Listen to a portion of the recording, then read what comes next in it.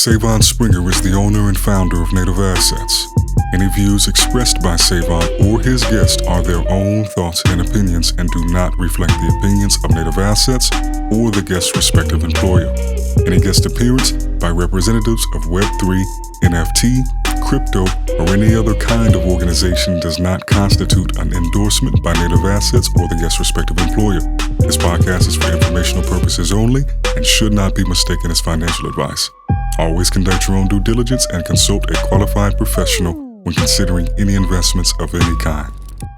Great day, great day. Welcome back to the show. SaeVon Springer, founder and managing partner of Native Assets, author of the Blockchain Blueprint. And today, man, we would have some bangers back to back. And I'm glad that today we're able to take it back to arts, take it back to culture, but also it involves business, it involves deep tech, a lot of things that are really integral and vital to building out this ecosystem in this space so that it doesn't just benefit the few, but actually can position people so that it actually has a notable impact on their ability to live out a more fulfilling life doing what it is they love to do. I'm talking about art. I'm talking about creativity. I'm talking about music. I'm talking about film. I'm talking about video.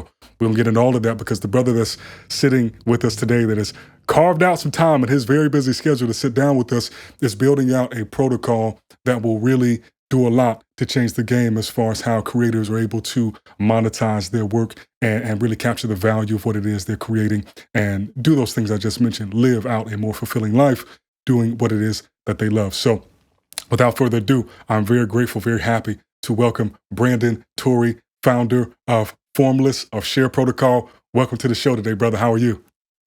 Wow, I'm feeling amazing, especially after that introduction. I really appreciate it. Excited to get started. Thank you so much for having me. No, 100%, man. And, you know, I recognize that everybody who's listening, they're coming in from a different point. So I'm like, okay, how do I really set the stage so they understand who's on the other end of this mic and why they might want to perk those ears up and really pay attention. So if you could just out the gate, I know you've answered this probably 1,000 times, explain to people what Formless is and then what the Share Protocol is and what y'all are doing with the pay for access and the micro payments. Yeah, absolutely. You know, I always like to take it back to story. It really goes back to my childhood. You know, Formless was a word I used before I ever started a company to just describe this idea of not fitting into one box. You know, I grew up in a neighborhood that was pretty rough. I had very young parents and we had financial troubles. And, you know, hip hop was always a language that I was able to use to communicate and relate to other, people from the neighborhood. But I was super into technology and math and science and all that stuff from a very young age. And tech was what kind of was my stability growing up, even in that environment. You know, with that being said, it was difficult to find an identity that fit into both of those pockets, you know, with our culture, especially as Black American men and, in technology, right? And so Formless was that. Formless was the answer. It was, I'm going to be everything. I'm going to be just who I am. Went on to get a degree in engineering.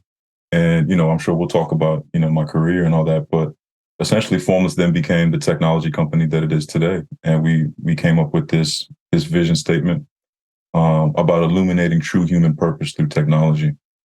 And for me, what that really represents is, look, tech is moving really, really fast. It's going to continue to move really, really fast. We've seen a lot in AI and crypto and other spaces.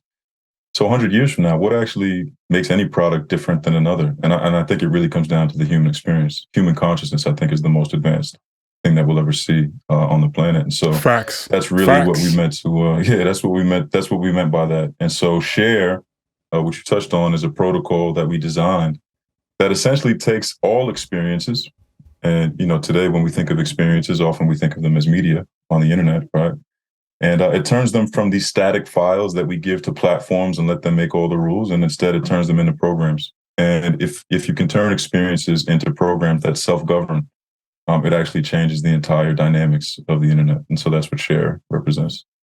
Man, you said a lot there. And and I couldn't agree more to your point about the pace and the velocity of this change. I'm a recently new father. My son's a little over 14 months. And congratulations. I appreciate that. Until having him and seeing him, I think about the future, but there was always this distance to it of, one day that'll be here. Time progresses. You have a birthday come and go. And these things that mark time across your life, but really looking at him, and I have to ask myself, how different are things now from when I was 20, 15, 10, 5, and the rate of change is only increasing. And I think at some moments, that makes me a bit worried, a bit fearful of, am I going to be equipped to teach him about some of the things that are coming along?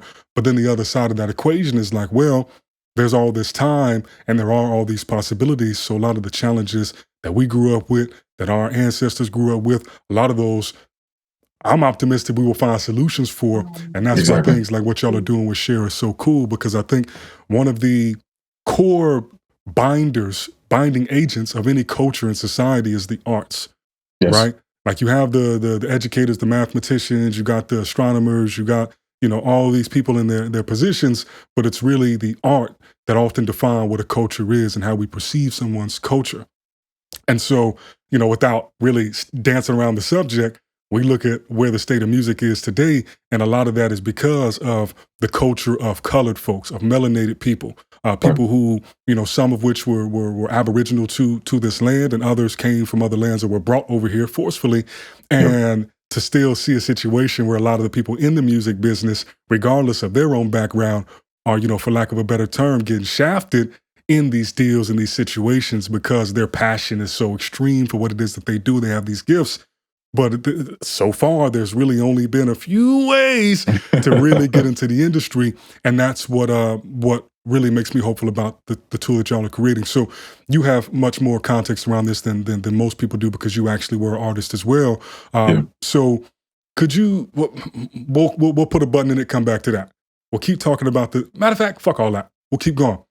Could you speak to how you see, as far as a vision, the importance of micropayments in unwinding that situation the artists have found themselves in? Because there was an interview I watched of yours, and you were speaking about how when you were pursuing music, mind you, while you were an engineer at Google, because we didn't get into that yet, but you were an engineer at Google, which is, there's a lot of engineers. There ain't a lot of engineers work at Google. And you spoke about that experience of realizing, okay, I make this music, I put this music out, and what I may have to put into, let alone the engineering, the production of the music itself, what I have to do on the marketing side just to hit, 100,000, 1 million streams on Spotify, you're still upside down on that investment, whether you're an independent artist or you're an artist who's in a deal at 360 and gets fronted that money that they have to pay back.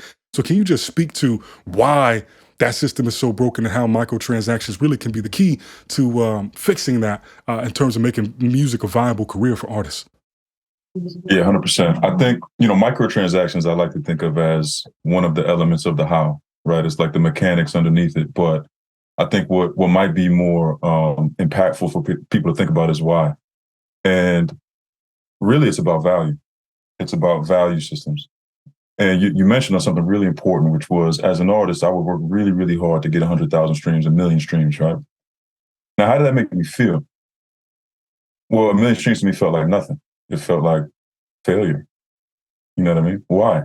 Why did that not feel valuable? Well, it's because the company or a group of companies that actually determines the value of that is not the group of people that's actually creating the experience. And so what I see the problem has kind of been over a long period of time is we create experiences, we create intellectual property, and then we actually ask someone, we ask someone else to determine the value. And that's very kind of unique to the media industry. I mean, in most other industries, if I create a t-shirt or anything else, you can say you don't like it, but this is what it costs. You know what I mean? And because of that simple phenomena, I can build a business around that, even if I only sell 5 t-shirts a year.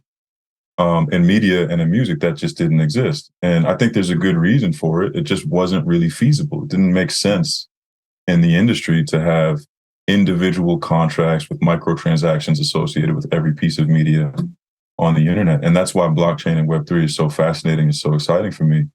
It's, a lot of people see it as speculative assets and a distributed database. I see it completely differently.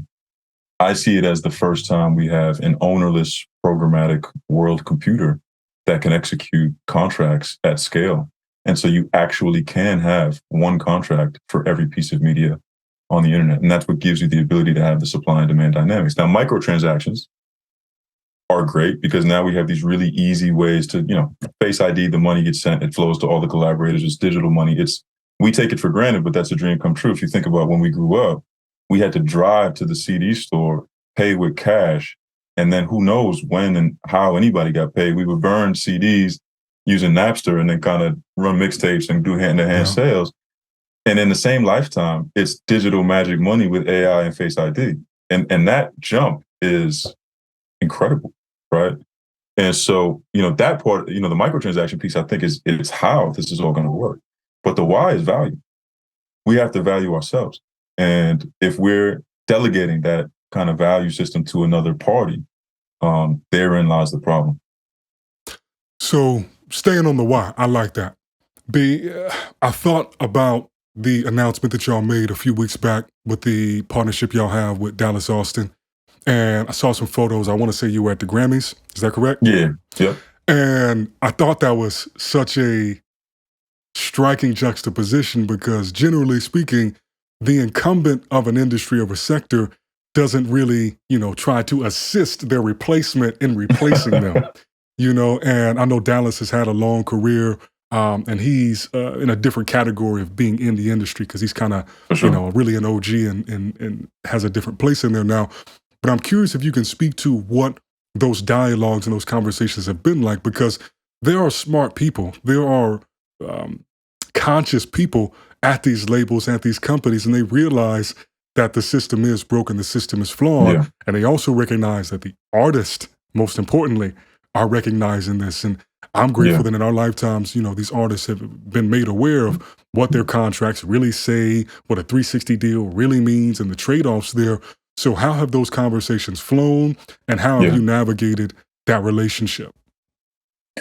That's a great question. I think starting out, it's always useful to kind of use analogies. And so as a business, you're essentially thinking this is war, right? Like it's the old versus the new, it's the new versus the old. But when you get into the details, you start realizing it's a lot more nuanced and a lot more complex than that. And everybody, at the end of the day, these are people. And I would say the number one outcome that I've kind of learned through conversations is, on the grand scale, most people really want to see this thing get fixed. Like, no matter who you talk to, distribution companies, labels, artists, even, technology companies like YouTube and Spotify, the people, would love to see this get fixed. I think the reality is it's a non-trivial problem. If you look at the history of music, I think if we walk back to that, and then I'll circle back to like Dallas specifically, but historically, originally music was kind of just this language that we used to communicate subjective experience between each other, and it was over the air. And so that made it pretty valuable because you had to be with the musician to hear it. I mean, that makes it like really one of the most valuable things. Then you record it, right? And so now we have this medium, whether it's the tape cassette or the CD, and that's your distribution. You have physical distribution of these items, and that still is pretty valuable. And then you have, what comes along to be piracy. So now people see that they can replicate these bits and put them on the internet, and that completely devalues the entire thing. Well, how do you solve that? Spotify comes along and says, okay, you know what? We have a trick. We're going to make it so easy to pay for music that it just doesn't make sense to steal it. That's not a bad answer, right? Like they did it. That's not a bad answer. That actually solved a lot, right? And I think there's people in the music community today that would say streaming was great for them, right? It's not great for everybody. For some musicians, it was great. Okay, and then what happens from there? Well, now you have this completely commoditized experience where the transaction and the signal of value is no longer between the artist and the listener. It's between the listener and the platform, and they administer the relationship, and then the artist is kind of just responsible for pumping out as much of this commodity as humanly possible, and that drives the price down. That's where we are today. So it's not that there weren't good intentions, it's just that as a natural optimization of that system, that leads to where we are. And so the question is, okay, how do we solve that?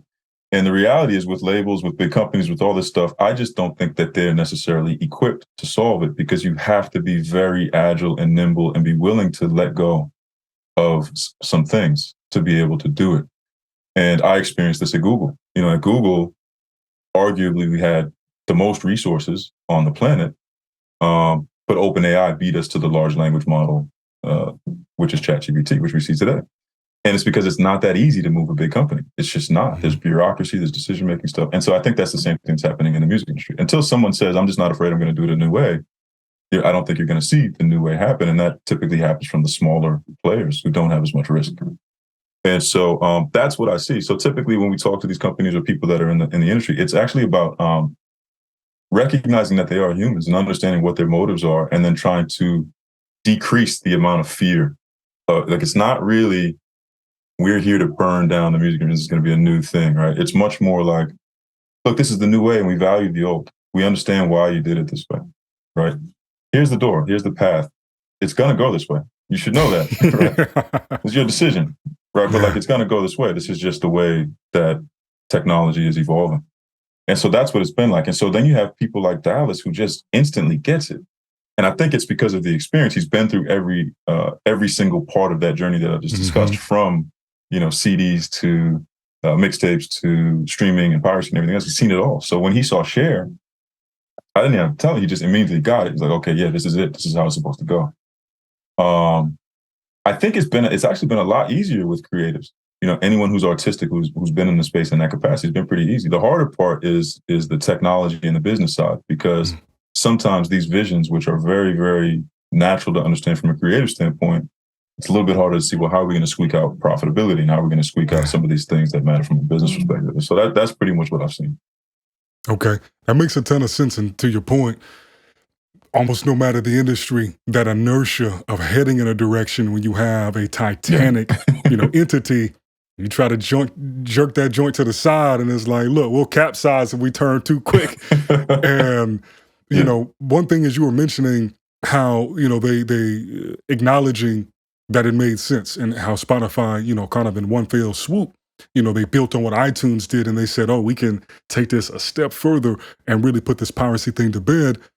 But still, that question of how do we remain profitable? How do we keep kind of our moat about this industry? Because a lot of times that's what it's about. And I think an interesting development that we've been seeing more lately, even this year, are prominent artists selling the future value or projected value of their works by, offloading the rights to their catalog to these other entities. And that has been fascinating to me because, a lot of these publishers, a lot of these labels, a lot of these companies, that's where a lot of their value comes from. Yeah, it's new artists that come up, but it's also having the rights to people who, every Christmas, God, dog, you gonna hear some Mariah Carey, and Absolutely. And making their profits in bulk.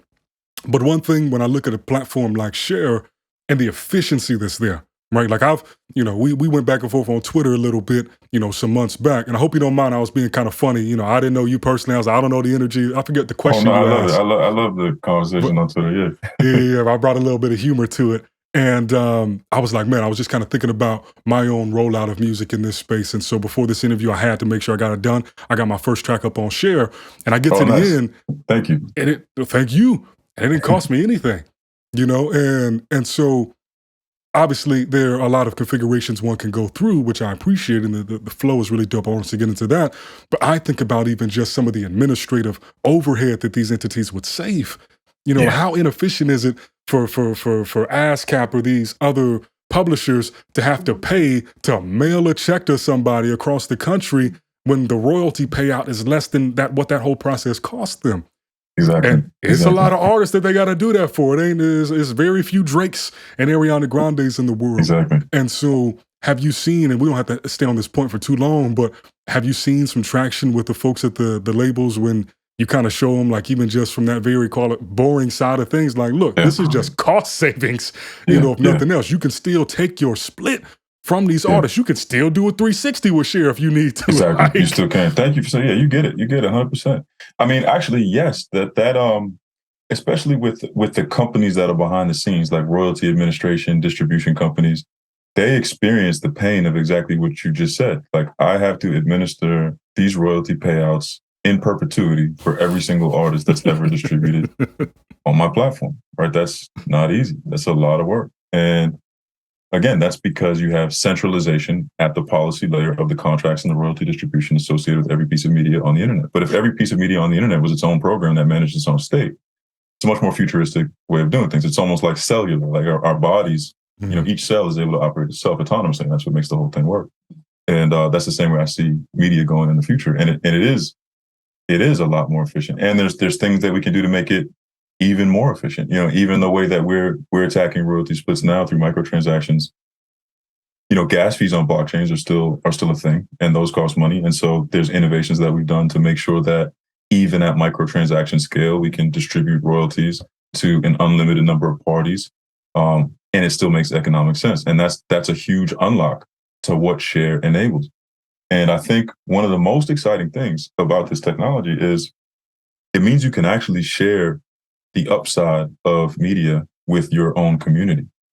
So like right now, you typically, like I'll give you an example. Is508 is an artist that just dropped with us today. And on his Instagram, he just announced an album on Share where he's going to do a 20% split with any of his supporters that want to join the smart contract. Now, what does that mean? That means you're taking music from what was a single player game and saying it's multiplayer. Now you're actually in the game with me, and my successes are your successes. And I don't think we've ever seen that before. It's really peer-to-peer distribution where the same thing you'd be asking a company to do on your behalf, you're just saying, you know what, I'm just going to do this with the people that actually care about it. And now every time they talk about it or they cheer for me or root for me, they're incentivized to be a part of that, right? And I think that's really what we mean by decentralized and peer-to-peer distribution and experiences and media as a program on the internet to share. That gets exactly to the question that I imagine is in a lot of people's minds of why, aside from the artist, right? Why would a fan want to participate in this? Side? Exactly. Because, that makes me think about the sort of model, and I don't know if he's going to go about it exactly this way, but where somebody can set up a DAO, have a whole other thing where it's like, when you buy this NFT, you're in the DAO now, and then you put that DAO's address in the smart contract, their treasury, and now, you see what I'm saying? And so it's like, you can't. So I was skeptical of the DAO thing originally. I'm not anymore, but I was skeptical of it because for me, as an artist, I don't really fully buy into the idea of you participating in the speculation of future value associated with me as an artist for no other reason. I still think you need a grounding layer of value. And so what I'm excited about is the experience itself being the thing that backs the whole chain, or being the thing that backs the whole value chain. So once you kind of jump over the hop of recognizing that experiences themselves are valuable, not just the ownership of the asset associated with the experience, but the experience itself. So I'm willing to pay 1 penny microtransaction to hear the new Kanye West album, whatever it is. If that is true, then you can actually build up these ideas of artist DAOs and other things, because you have some value that's flowing to other participants independent of speculation. And so that's the way I see it now. So with Is508, it doesn't matter how many transactions he does. It doesn't matter how much money's generated. If he even does one, he's generated value for that 20% community. And now they can join as many smart contracts as they want. And now you can build up things like artist DAOs and tokens and other things around that. So I really see Share as the first building block that gives us experiential value transfer on decentralized technology. Maybe this is a little, no, it's not out of left field. I look at some of the other platforms that are showing themselves to be kind of stacks. And one of them that comes to mind is Decent. I think they've done a phenomenal job of the onboarding flow to show people the bonding curves when you release it, so the pricing is dynamic, or the soft staking mechanisms. How are conversations going to implement Share directly into that? Because to me, that's just like a no-brainer. I don't know if it's a strategic thing or like, we got some other plans on that, but how are you thinking about the interoperability as it relates to other protocols and platforms that are being built out? It's like hugely important. To me, that's the end game. The end game is really not to build this new siloed app. That was never the goal, right? The goal was actually that in the end, the consumer still uses YouTube. The consumer still uses Spotify. They don't even know that on the backside it's Decent, it's Share, it's these things that are interoperating with each other to make this possible, right? That's the vision. Now, the reality on the business side is it takes time to make those integrations possible because you have to justify economic viability. So I think for us, it's been a roadmap to get there. And, I'm sure you've seen the news with A16Z. We're now in this cohort, and so we're meeting a lot more companies and things like that. And so that's becoming more of a reality. But I think, just in terms of the journey, a lot of times it takes a couple steps, right? You actually have to build the product. You actually have to get it battle tested and security audited and everything else. And then go out and prove the economics of it. And that's what makes people interested. So I think, for me, that is the vision, that is the goal, complete interoperability. And I think, as you said, like it is kind of a strategic thing now about how to invest the right resources to make that happen as fast as possible. Amazing. I'm definitely going to be following along on that, because I think that, as what 2022 was really good for, if you take all of the noise of the actual price action and put it to the side, is I was, in 2021, I didn't pay much attention to what was happening in the music side of things that were going on. But in 2022, there seemed to be a lot of people really experimenting and demonstrating different playbooks of sorts about how they could really take their career. And obviously, you can't just pretend like Spotify and the traditional platforms don't exist, because they do. And you'd probably be hurting yourself if you tried to completely circumvent them, but really major strides in saying, hey, we're proving out the viability of this platform, and you can go over there and you can try to do 10 million streams, or you can come over here and sell you about 100 NFTs, and which one do you think is a little more viable? So with that, when you are speaking with artists, because the rest of your team, Jason, Cat, everybody is still very close and accessible from the community, what have you seen as far as most of these artists, or not even most of them, but some different strategies they're taking as far as, okay, boom, I will drop on Share, and then I'll release this stuff on Spotify a month later, a week later, so have you. Just how are you seeing that kind of being played out and people experimenting? Yeah, the dominant strategy I've seen, which is really, really dope, and which I didn't think of this, I just kind of observed it, is this multi-hop user journey with music, where, when I was putting out music kind of full time, and I'm still an artist, but I don't put it out as often because I've been building Formless, but it was, we put so much emphasis on release day. It was like, you just want to build up this massive thing in the first week and do as good as you can through release day. And now it's like, especially with Web3, it's almost like that's the beginning. I mean, and maybe it always was, but in Web3 especially, it's like that's really just the beginning, and then you're building up experiences as you go over time to give people additional value adds, experiential value adds. And so, I think TK, the legend, TK is a really good example of this. He dropped his album Eternal Garden on Share. It was already an NFT on Sound. He sold out, on that platform. Then he took the NFT, used it as a verification on Share, so anybody can listen to it if they do a microtransaction or if they already own the NFT that he sold on Sound XYZ. And then he has, a follow up to that, which, maybe it involves, I won't blow the surprise, but maybe it involves some other special experience that then builds on top of that piece. And what you see is, it's almost like every technology that exists in the industry is waiting for their chance to showcase how this experience can be shown through that lens. And now you have this multi-hop user journey with music, where the experience actually has a ton of value. And again, it goes back to, you have all these tech companies, but without Eternal Garden, without that song, without that album, it doesn't matter. It doesn't light up. It only lights up because of the creator. And so I really think the creators are the ones that are so much more valuable now than the actual technology. And then you basically create something beautiful, and you take it through this journey of different things that can be done with it based on the tech. And that's the strategy that I've really been seeing. And so you're getting new audience members along the way of this journey, depending on who you partner with to showcase your creativity through all these new technologies that exist. I think it's also forcing artists to be more intentional about how they're doing their own development, because in the traditional the traditional system of music, as you said, you try to build up to that release date. You figure, these are going to be a couple of handful of singles. You maybe shoot a couple music videos if your budget allows for it. And then it's about merch and shows, through touring.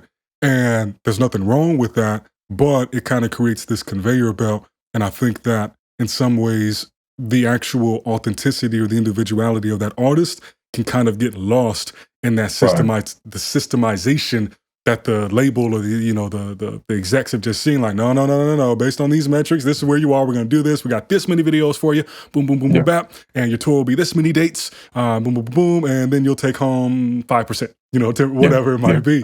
And ultimately, I'm pretty confident that this process is going to make artists better at their art, because now, as opposed to just saying, I'm just focused on the production, I'm just focused on the writing or the singing, they're really getting more involved in the whole aspect of that process. And that really can do nothing but be a net positive for artistry and creativity. And so I just admire that kind of feedback loop between the technology and the artistry in and of itself. And as you started this conversation now with really fortifying those human experiences, that conscious experience, because I think that's ultimately going to be one of the ways that we offset all of what AI is going to be able to do, because AI is going to make some crazy shit. It's going to make some bangers, you know?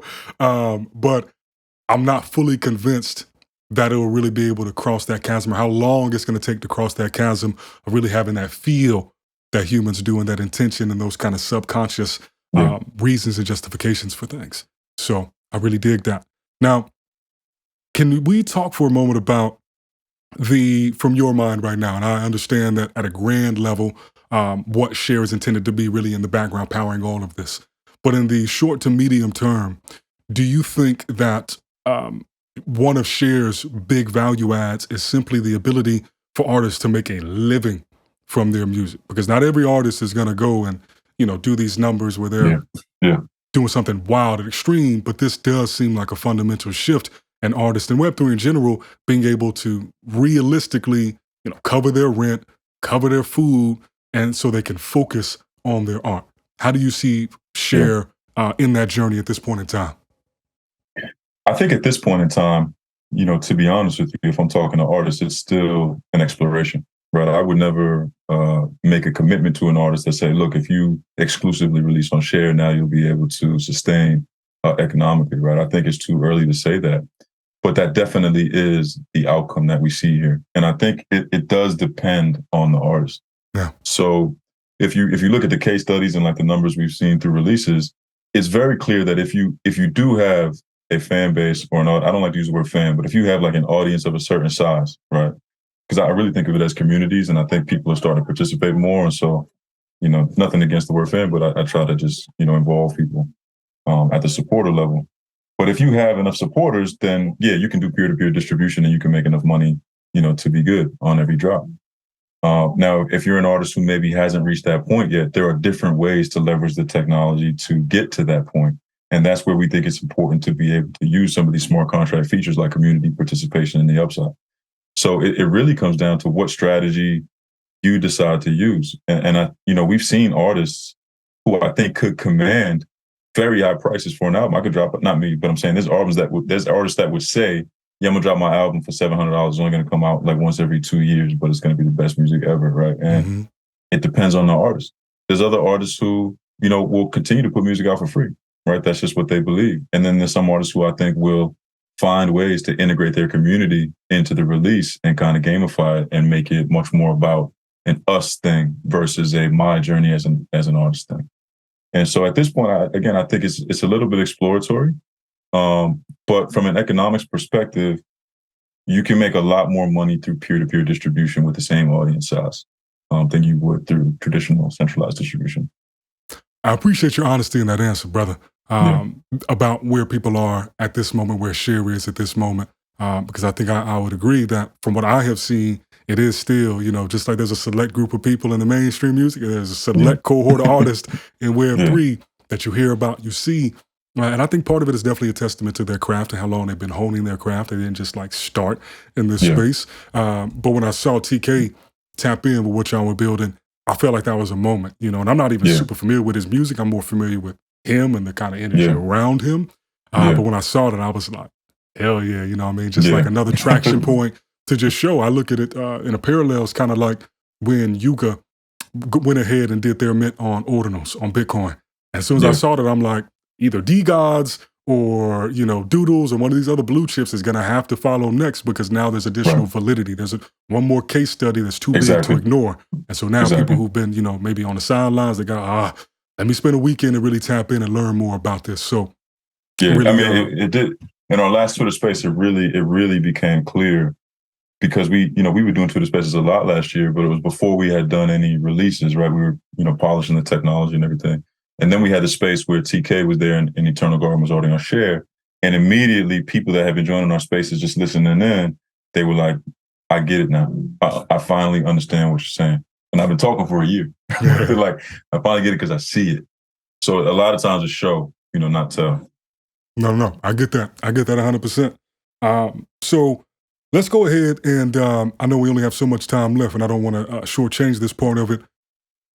Formless as a company is also focusing on teaching the next generation, right? Mm. With these skills and coding and technology. I want to say y'all have a book as well, Yeah. like an interactive course. Can you just speak to what y'all are doing on that front to really, get, because it's going to Yeah. be, our children, our progeny, they're the ones who are going to build the future that we're Yeah. living in. So can you speak to that and why that is important for you to be doing that when you could just be focusing exclusively on share?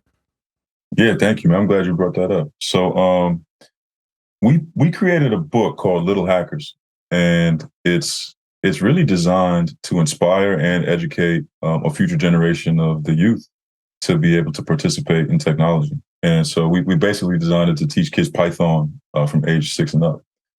Really, it just came from my own personal commitment. I'm a father. My son is 10 now. When we started the book, he was obviously a little bit younger, but I just wanted to get him into technology. And I thought, what a lot of the books I see, first of all, they're not really representative of us. It's very hard to find books that you actually see us in as youth learning these things. And two, I felt that they were a little bit too complicated in terms of the actual the overhead that was required for parents to administer the curriculum within the book. And so for me, it was like, okay, how do we create an easier entry point? It's not a silver bullet. It doesn't solve everything, but an easier entry point would be, can I learn something about coding just through reading, without actually having to go through the process of installing all this software and learning like syntax and all that stuff. And really, when we did our studies in our focus groups, we realized you can, right? You can actually present word problems that also have some code, and where you can ask kids to kind of predict what the outcomes of the code would be, or reverse engineer what code may be written in the book. And so that's what Little Hackers was designed to do. In terms of with Share, I think it's a good question. We completed Little Hackers before we really started the development of Share. So Little Hackers came out while I was still a full-time engineer at Google, and while I was kind of developing Formless in terms of the foundation and the team and getting ready to make that decision to leave Google. And coincidentally or fortunately, Little Hackers was done at that time, and so we fulfilled the orders and we have those available, and we really see it as a community development and investment initiative. You know what I mean? We love to ship them out to teachers and educators. I actually spoke at LAUSD last year. I gave the keynote at one of their coding conferences, and they purchased a bulk order of the Little Hackers books. And so, to me, it's just, what's the point of this if we're not investing in the next generation? I think that's really just one of my passions, and if we can do it as part of our community development at Formless, then that's even doper. So that's really what that's about. Okay. I love that. I love that. Yeah. Coding is something that, I appreciate it so much. I was in a class when I was in college. I was in there up until the point they wanted us to do Minesweeper. And I was like, I'm Yeah. out. I'm out. And I wouldn't say it's because it was too difficult, but at that time, I definitely was not committed to putting the time in required to figure out the syntax and all of that. Because logic always made more sense to me of like, okay, if then boom, boom, boom, and how those sort of trees will break out. But actually how you had to put it in and speak to it and find where the syntax was breaking was a very frustrating process for me. On that point, what would you say are some of the biggest learnings you had, or people who are interested in coding, whether they're younger or they're the audience around our age? Yeah. What advice would you give to them if they do want to get involved in coding? Should they still go about it in the way that maybe you did? Should they lean on some of these tools like ChatGPT to help teach them some of these problems? How can they maybe get a leg up and get into coding? Yeah, I wrote an article about this on my website, Tory.com. It's called "Why Learning to Code is the Wrong Goal." And hell yeah. yeah. So basically, like, trying to learn to code will almost always result in the experience you had, which was the time investment it takes to learn the syntax isn't worth the outcome that I'm getting here. And if your goal is to learn to code, I'm pretty sure for a lot of people, even people who would otherwise be excellent engineers, it's just not enjoyable enough to put that 10, 20, 30,000 hours in that a lot of us have done. So what you really want is not to learn to code. You want to learn to solve some problem that happens to require coding. Right. And if you do that, then yeah, you're going to use ChatGPT, you're going to use Solidity, you're going to use whatever, because you want to solve this problem that you actually care about. That's the right goal. And I think especially within our culture, we put coding on this pedestal almost because we don't necessarily have a lot of people in our families who necessarily have those careers. But the reality is, like, coding is like the bare minimum, like in terms of being able to enter the space and have the conversation and contribute to technology. Most senior engineers don't even code. They don't spend that much time coding. They're mainly doing what you're doing back there on your whiteboard. They're designing things. They're connecting the dots, and then they're delegating and designing areas of work that other people, maybe ChatGPT, will actually go and code, right? And so that's the main thing. I think the framework of what we're actually trying to achieve is a little bit misguided. It's not to go and learn to code for coding's sake. It's choose a problem worth solving, and that problem will probably require coding. And because you're passionate about solving the problem, that's what's going to make you put the time in. And that was always it for me. I learned to code because I wanted to be a hacker. I was really, really into the world I saw in the movies, the freedom, the creativity, just that was like, I have to learn this. And then what happens is you join chat rooms, you're trying to learn how to be a hacker. They say, if you don't know how to code, you got to leave the room. I said, all right, I got to learn how to code then. All right, I'm going to learn C++, I'm going to learn assembly. I got to get, so that's really what it was for me. And that's what drove me to become absolutely obsessed with coding and everything that I've been able to do in my career. Would you say a lot of that perspective was informed by your time at Google? What Google did was it shows you the level. So I was already very, very passionate about coding. I was already really good. But when you join Google, especially the team I was on was the research team, research and machine intelligence. And that was all MIT coders. They're just like you. So now things that you thought only you could do, you realize it's not just you. And so it's like, okay, now I got to get even better. That's what that really taught me. But I already had the drive and the passion for technology since I was very young, just since I was a kid. What, if anything, did you have to unlearn from your time at Google? So do you mean, did I have to learn to be successful at Google, or did I have to unlearn from Google to be successful as a founder? There you go. The second one. The founder one? Yep. Oh, yeah, that's a good one. That's a dope question. So at Google, the incentives are aligned a little bit differently. At Google, what you're trying to do is find difficult problems where you can tell a story of impact to justify a level up from an engineering perspective. So you're literally trying to look like you're doing something difficult, right? That's your goal. Your goal is, I want people to know how difficult this was. That's my metric of success, right? I'm going to justify impact, leadership, difficulty, right? And as an engineer at Google, that typically means you are very deep on technical problems, and you're trying to reduce chaos in systems, and you're trying to, justify that, look, I know you guys are good engineers, but I'm me, right? Yeah. When you become a founder, none of that matters. That's the crazy part. Become a founder, like, you still do that, but you're not reporting to some committee to try to tell them how difficult it was, and this is why I'm a great engineer. There's literally nobody on the other side that cares. It's just the market. And if the market says whatever you did was worthless, then it was worthless. And that's the brain switch as a founder. So as a founder, you start realizing, like, that's not how impact is measured here. So yeah, I could spend, the next 80 hours trying to solve some deep tech problem, and it might be fun, but I'm not going to actually get any additional points. That I should probably spend more time designing that work and making sure I find the right people who can help me to do that faster to actually achieve the goal. And the one thing I did keep from Google that's really, really important is you should measure impact by the complexity of the problem, not the complexity of the solution. In other words, if you come out of this and the entire music industry, you know how complex it is with royalties and media and film and licensing and rights and all, and you come out of this and you just say, you know what? Just let the artist set the price. That's too simple. That can't be it, right? But actually, like, what if that's it, right? And it's like, now that sounds simple, but of course that takes smart contracts, that takes all these different pieces. But it's not about coming up with some complicated solution. It's about recognizing that the problem is complex, but the solution might be very elegant, very simple.